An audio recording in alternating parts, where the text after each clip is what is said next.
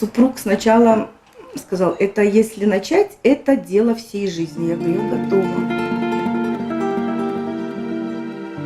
В 2011 году, вот волей судьбы, у меня муж юрист, получилось так, что мы поехали в Российскую Федерацию по одному делу. Пробыли там 1,5 года в коммунальной квартире, где были 2 бабушки, участницы войны, одинокие. К ним приходили соцработники, которые обслуживали.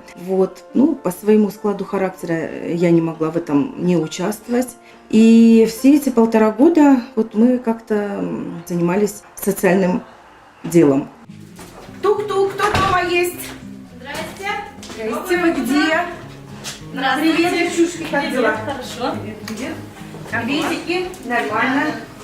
И я супругу сказала, Ержан, у нас тоже много есть таких бабушек и дедушек, которые хотят, чтобы им помогали и хотят, чтобы кто-то участвовал в их жизни. И когда мы организовали дом пожилых людей «Благодать», где деньги брать, как развивать бизнес свой, конечно, мы обратились в микрофинансовую организацию. Первый дом открыли с помощью микрофинансовой организации КМФ. Мы закрыли кредит, мы опять взяли. То есть каждый год мы брали на развитие наших домов. Каждый год мы открывали, то есть на протяжении 6-й год пошел, как мы существуем, у нас уже 7 домов уже открыто, и 8-й открывается в Кустанае.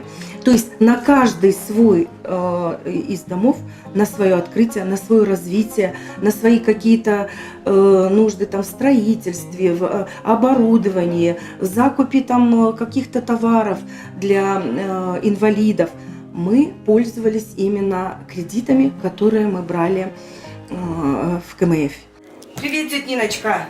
Привет, моя солнышко. Привет. Как дела у тебя? Все нормально? Ты давление мерила сегодня? Да у меня. Вы знаете, у меня первая постоялец 28 февраля ко мне сама приехала бабушка и легла. Сказала, я не могу ждать до 1 марта.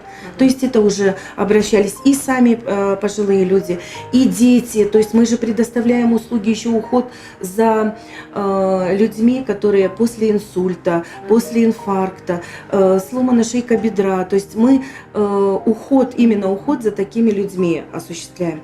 Поэтому это очень быстро по больницам, по реабилитационным центрам, это все быстро очень как-то разошлось.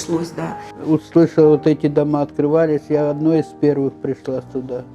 Были раньше в маленьком домике, потом немножко еще побольше, а потом уже нам-то легко, мы что, пришли, сели и все, а попробуй это все. Нам принесли кушать, сели и кушаем, и хорошо.